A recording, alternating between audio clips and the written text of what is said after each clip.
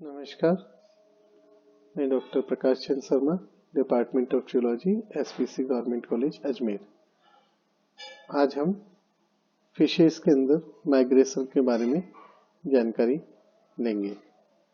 तो फिशेस में अगर हम देखें तो कई सारी फिशेस सीजनल माइग्रेशन शो करती हैं। कुछ फिशेस जैसे स्फिरना और स्वॉर्ड फिश जिसको कहते हैं हम जीफियस ग्लैडिस, ये लैटिट्यूडिनल माइग्रेशन भी शो करती हैं, माइग्रेशन शो करती हैं यानी कि लैटिट्यूड्स में। ये फिशेस वार्म ट्रॉपिकल सीज में पाई जाती हैं और स्प्रिंग में ये नॉर्थ की तरफ मूव करती हैं और साउथ में ये ऑटम में ये साउथ की तरफ मूव करती हैं। तो इनका लैटिट्यूडिनल माइग्रेशन देखने को मिलता है। इसके अलावा कई जो डीप सी फिशेस हैं उनमें हमें डायगोनल वर्टिकल माइग्रेशन भी, डेली वर्टिकल माइग्रेशन भी देखने को मिलता है। अगर हम फिश माइग्रेशन की बात करें तो कुछ फिशेस केवल फ्रेश वाटर के अंदर ही अंदर माइग्रेट करती हैं। इन्हें हम पोटोमोड्रोमी कहते हैं या लिम्नोड्रोमी कहते हैं, जो लिमिटेड टू फ्रेश वाटर। और ओसिनोड्रोमी का मतलब होता है या ओसिनोड्रोमस का मतलब होता है जो लिमिटेड विद इन द सी। तो ओसिनोड्रोमस फिश वो हैं जो कि समुद्र से समुद्र के अंदर ही माइग्रेट करती है, और पोटेमोड्रोमस फिश वो हैं जो fresh water to fresh water ही माइग्रेट करती हैं। इनमें केवल जो हो सकता है वो ये है कि upstream to downstream या downstream to upstream migration हो सकता है। तो इसके अलावा तीसरा जो प्रकार है दैट इज कॉल्ड डायड्रोमी, जहां दोनों के बीच यानी कि फ्रेश वाटर और ओसिन या सॉल्ट वाटर के बीच में माइग्रेशन होता है। तो ये सबसे इम्पोर्टेंट है डायड्रोमस, और इसको आगे दो कैटेगरी में डिवाइड किया गया है। वन इज कैटाड्रोमस और एनाड्रोमस। जो कैटाड्रोमस होता है उसका मतलब है movement from fresh water to salt water यानी कि शी। तो इसका जो है पर्पस वो स्पॉनिंग है, और इसका एग्जांपल एंगुइला है। एनाड्रोमस जो माइग्रेशन है वो रिवर्स माइग्रेशन है, मीन्स सॉल्ट वाटर से फ्रेश वाटर की तरफ।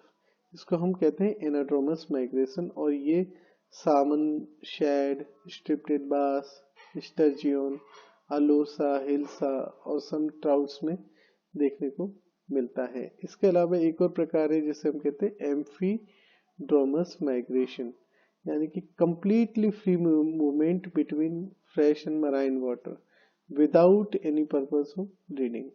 ये जनरली आपको मेगालोपा और चानोज में देखने को मिलेगा। तो अब सबसे पहले हम इसमें कुछ एग्जाम्पल देख लेते हैं। पहला एग्जाम्पल हम लेते हैं ईल का। ईल बेस्ट एग्जाम्पल है कैटाड्रोमस माइग्रेशन का, और यहाँ पर इसमें आपको दो का एग्जाम्पल देखने को मिलते हैं। वन इज एंगुइला रोस्ट्रेटा जो कि यूरोपियन फ्रेश वाटर रिवर्स में पाई जाती है, और दूसरी है एंगुइला वल्गेरिस जो कि यूएसए में की फ्रेश वाटर रिवर्स में पाई जाती है। जैसे ही ऑटम आता है इसका जो बॉडी कलर है वो चेंज हो जाता है येलो से मेटालिक सिल्वर में। ये अपनी फीडिंग बंद कर देती हैं और इनका जो डाइजेस्टिव ट्रैक है वो भी श्रिंक होने लगता है। इनकी आंखें बड़ी हो जाती हैं, स्नाउथ जो है वो शार्पर हो जाता है, लिप्स थिनर हो जाते हैं, और गोनेट फुली मैच्योर हो जाते हैं। ये जो सिल्वरी ईल है तब समुद्र में इंटर करती है और माइग्रेट करती है करीब 4,500 किलोमीटर पश्चिम की तरफ यूरोप से और पूर्व की तरफ अमेरिका से, और ये अपने ब्रीडिंग प्लेस पे पहुंचती हैं जो कि सरगासो सी है, बरमूडा के अलग हटके। तो ये सरगासो सी के अंदर ऑफ बरमूडा वहां पे पहुंचती जो कि इनका ब्रीडिंग ग्राउंड है। एडल्ट स्पाउनिंग के बाद, तुरंत स्पाउनिंग के बाद मर जाते हैं, जो एग हैच हो रहे हैं वो एग हैच होकर एक लिटिल छोटे transparent leaf like flattened pelagic larva बनाते हैं, जिसको हम कहते हैं लेप्टोसेफेलिया, जो कि करीब 6 mm लंबा होता है। इनके शार्प नीडल लाइक टीथ होते हैं जो कि फीडिंग में मदद करते हैं। इसके बाद ये लार्वा लॉन्ग रिटर्न जर्नी करता है और इस रिटर्न जर्नी में ये एल्वर के रूप में या ग्लास हील के रूप में विकसित होता है, जो कि करीब 8 सेंटीमीटर लंबे होते हैं और जो सिलेंड्रिकल बॉडीज रखते हैं। जब ये एल्वर दोबारा अपने पेरेंट के स्थान पे पहुंचते हैं तो जो मेल्स हैं वो ब्रैकिश वाटर में पीछे रहते हैं। कोष्कित के पास का जो ब्रैकिश वाटर है उसमें पीछे ही रहते हैं, और जो फीमेल्स होती हैं वो असेंड करती हैं फ्रेश वाटर स्ट्रीम और रिवर में। तो जो मेल्स हैं वो पीछे ही रह जाते हैं ब्रैकिश वाटर में और केवल फीमेल्स असेंड करती हैं।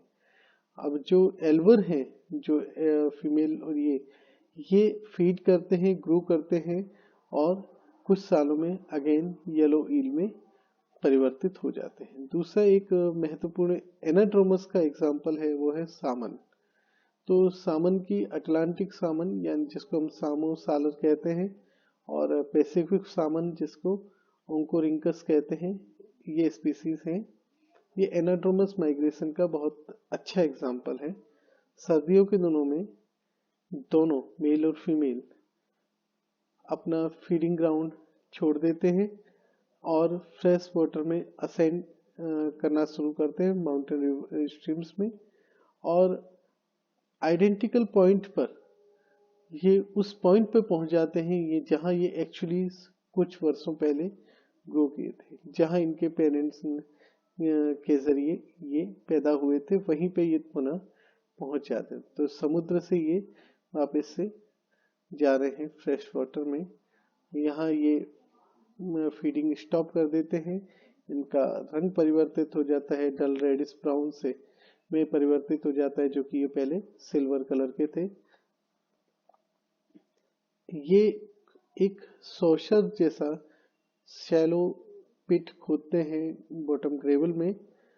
इसके बाद स्पाउनिंग होती है, एडल्ट मर जाते हैं, लेकिन कुछ अटलांटिक स्पीसीज सामो में जो कुछ एडल्ट हैं सामो सालर में वो सरवाइव कर जाते हैं, दोबारा सी तक आते हैं और सेकंड और थर्ड टाइम तक वो स्पाउन करते हैं, लेकिन ज़्यादातर जो है एडल्ट मर जाते हैं। हैचिंग के बाद में जो लार्वर फिश है वो फीड करती हैं, ग्रो करती हैं स्ट्रीम में, और उसके बाद में ये अपनी पुनः यात्रा समुद्र की तरफ शुरू कर देती हैं। जो यंग सामन है वो तेजी से ग्रो करते हैं ओशन में, और क्योंकि वहाँ पर काफ़ी ज़्यादा फूड मौजूद है। और कुछ रिसर्च का ये मानना है कि ये इसलिए ऐसा कर पाते हैं क्योंकि इनके अंदर एक ऑल्फैक्टरी मेमोरी मैपिंग होती है। तो हालांकि इसके बहुत ज़्यादा एविडेंसेस नहीं है। तो फिश माइग्रेशन टॉपिक हम यहाँ पर समाप्त करते हैं। नेक्स्ट जो हमारा टॉपिक होगा वो फिशेस में पेरेंटल केयर का होगा। धन्यवाद।